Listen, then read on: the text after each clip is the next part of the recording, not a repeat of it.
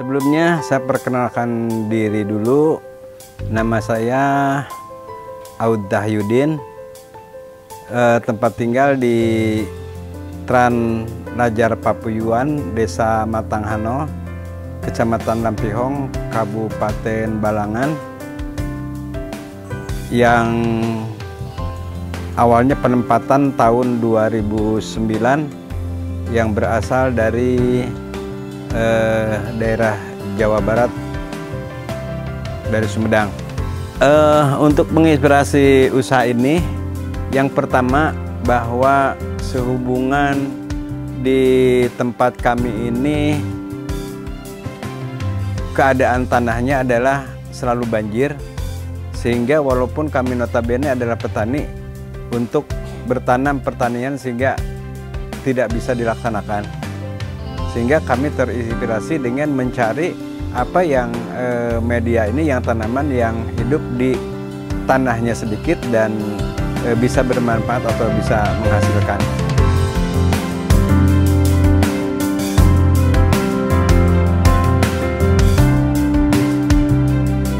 Awal mula mencoba saya untuk membudidayakan jamur ini, selain tadi karena kami tidak bisa bercocok tanam apa-apa, pertama kami melihat di pasaran bahwa jamur ini agak lain daripada yang lain, sehingga saya tertarik. Kenapa ketertarikannya? Karena dari penampilan saja, dari wajah saja sudah merasa tertarik.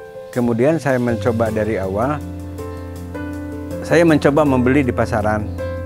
Ternyata saya melihat dari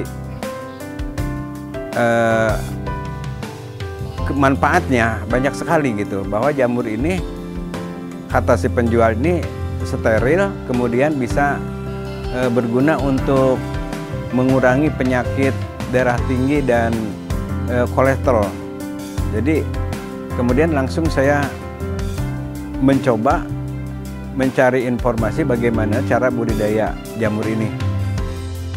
Sebetulnya untuk jamur awalnya kami masih awam tentang budidaya jamur ini. Cuman kami berupaya mencari informasi. Yang pertama, bagaimana cara membudidayakan jamur ini. Setelah dari beberapa narasumber dari teman-teman yang memberikan penjelasan tentang baik dari medianya, kemudian tata cara membudidayakannya, kemudian cara penjualannya, sehingga di situ kami ingin mencoba untuk bermula atau mengawali dari budidaya jamur tiram ini, sehingga kami berupaya mencari perlengkapan yang harus diadakan gitu.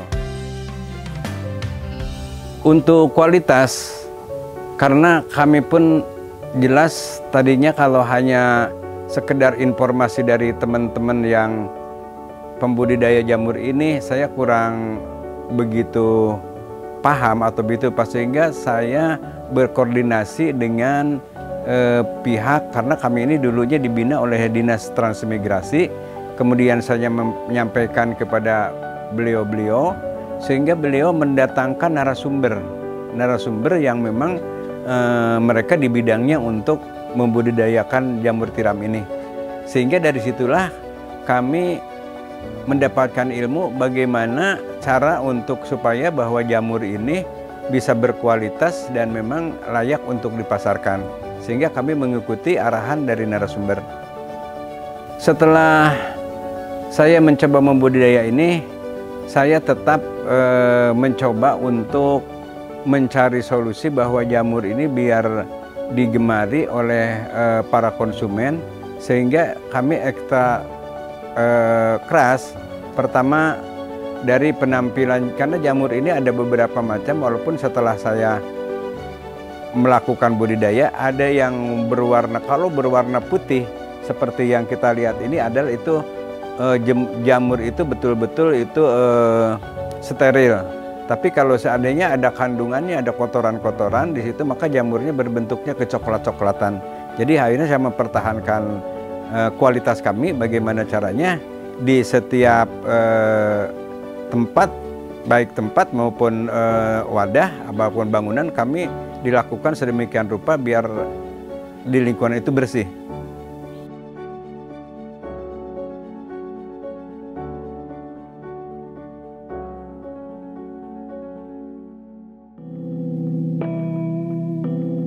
Lama dari awal kita persiapan material atau bahan-bahan itu kurang lebih 2 bulan. 2 bulan pertama menyiapkan bahan-bahan yang diperlukan. Contohnya karena bahan-bahan ini kalau saya lihat dari apa yang harus persiapkan tidak begitu mahal dan tidak begitu juga susah. Barangnya ada di lingkungan kita semuanya. Pertama dari serbuk gergaji, yang kedua dari dedak yang halus, kemudian ada juga dari kapur, kemudian juga ada bibitnya. Sehingga untuk medianya dari awalnya tidak begitu susah, cuman untuk proses pelaksanaannya memang agak harus ulet. Kita tuh harus betul-betul teliti dan memang kita harus betul-betul itu dilaksanakan dengan sesungguh hati gitu. Dari situ 3 hari, taruh seminggu itu selesai sampai penanaman bijinya. Dari 3 minggu menjelang 1 bulan sudah siap, dan 2 bulan paling lama itu sudah tinggal menunggu hasilnya. Sudah seperti tiap hari seperti ini. Jadi satu kali produksi membuat seperti ini saya baru produksi tadi tuh yang dikukus tuh. Jadi sekali itu seminggu itu sudah siap disimpan, tunggu lagi setengah bulan sampai 1 bulan. Nah, sudah disimpan itu langsung keluar seperti tiap hari. Ya mungkin bukan tiap hari ya, mungkin tiap jam juga ada keluar karena kan berbeda-beda besarnya nih. Tapi kami dirutinkan pagi-pagi dipanen, nanti besok lagi pagi lagi panen lagi, karena pagi-pagi itu memudahkan untuk orang pemesanannya selalu pagi gitu, karena di pasaran untuk dipasarkan.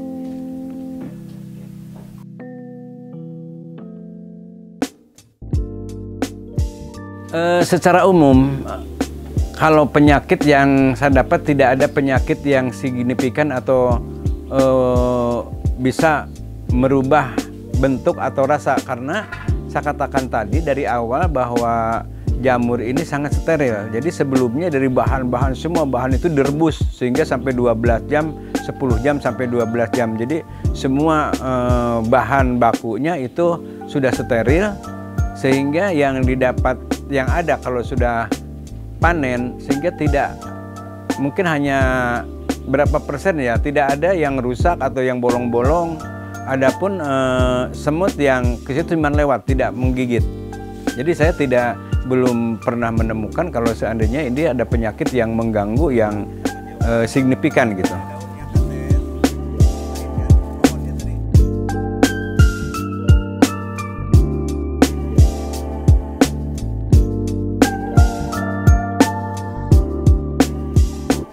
Untuk pemasaran, di awalnya kami merasa mau frustrasi karena setiap panen sulit untuk mau dijual kemana, sehingga saya beranggapan bahwa ini tidak laku gitu. Tapi setelah kami geluti, pertama dengan cara memberikan dulu berupa jamur yang sudah masak. Kami digratiskan, ikut pameran pernah gratiskan, kemudian mereka sudah merasa nyaman dimakan, merasa enak dimakan, sehingga bertanya dari mana, apa jamur apa. Nah, sehingga dari situ beredar informasinya dan sering saya masukkan ke media sosial, kemudian ke perusahaan yang awalnya hanya sulit mau menjual 2 atau 3 kilo aja sulit. Kalau sampai sekarang tuh susah untuk kami memenuhi kebutuhan yang di konsumen ini. Hari ini saya berapa orang yang SMS ke saya, Pak besok saya 2 kilo, besok 1 kilo. Padahal kebetulan jamurnya ini ya kadang-kadang kalau lagi panen raya dia sampai 15 kilo, kalau enggak kan cuma 3 atau 4 kilo.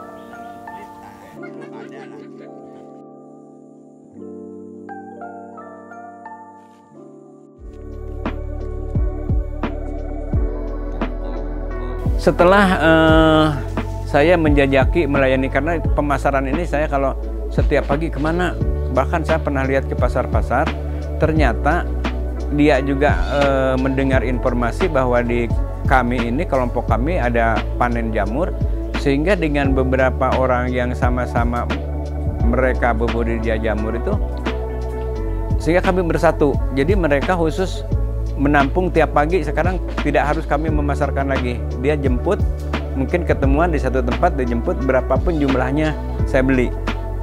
Bahkan mungkin saya pernah ada di satu perusahaan, kalau seandainya jamur ini di atas 20 kilo, saya siap menampung. Tapi kalau hanya 10 kilo, 5 kilo, tanggung untuk karyawan kami tidak cukup.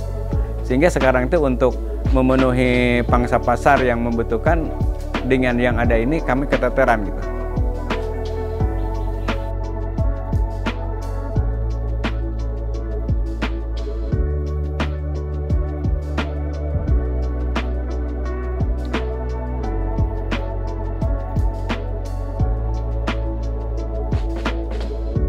Setelah saya rasakan, ini saya optimis bahwa ini mau dikembangkan lebih besar lagi, lebih banyak lagi.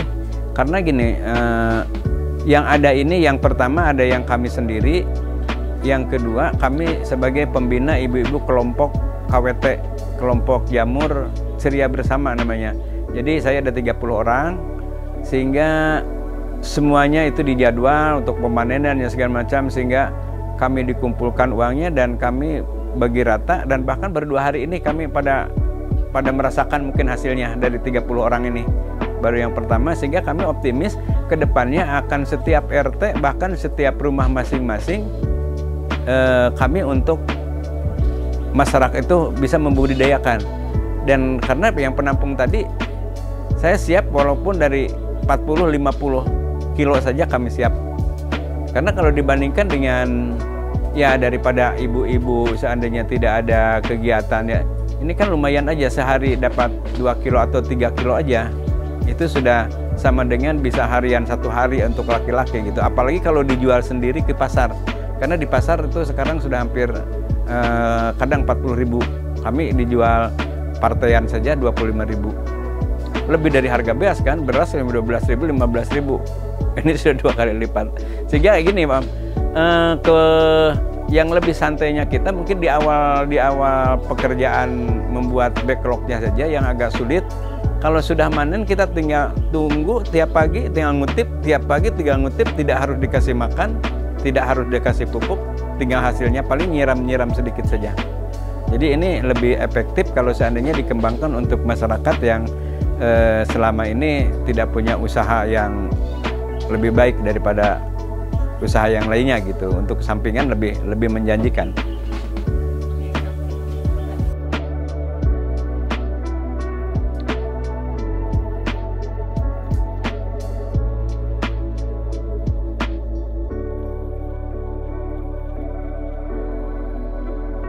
Kami mencoba budidaya ini sebetulnya tidak semudah atau selancar apa yang diharapkan. Kami dari 30 ada juga beberapa orang yang memang putus asa sehingga dia tidak melanjutkan.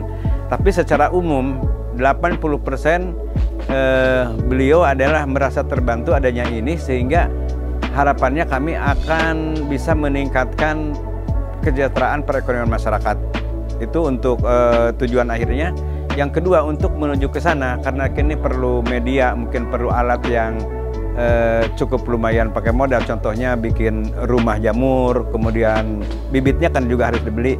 Saya mohon kepada semua pemerintah yang terkait di budidaya ini, saya mohon ada programnya, atau ada belas kasihannya lah dengan kami. Karena kami itu terus terang aja, kami warga transmigrasi yang notabene pertanian 100% tidak bisa bertani. Jadi kalau tidak beralih dengan budidaya yang lain, sehingga kami sulit untuk melanjutkan transmigrasi ini.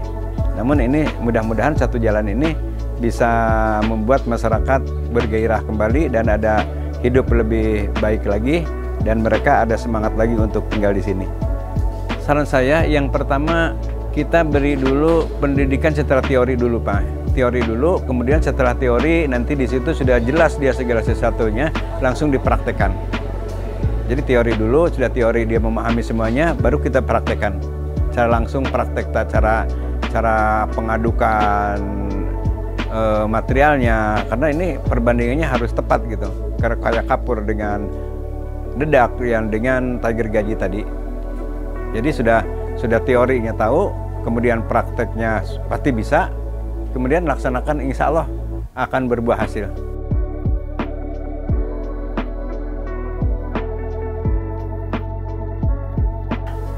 Karena budidaya jamur tiram ini sangat menjanjikan, terutama untuk kelompok ibu-ibu, saran kepada pemerintah untuk bisa mendukung apapun juga fasilitas yang kami butuhkan.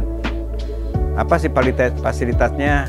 Ya itu tadi, seperti yang tadi, baik untuk bangunan maupun untuk alat-alat yang ada di dalam. Karena alat-alat tuam ini dalam penanaman tadi tidak boleh menyentuh dengan tangan.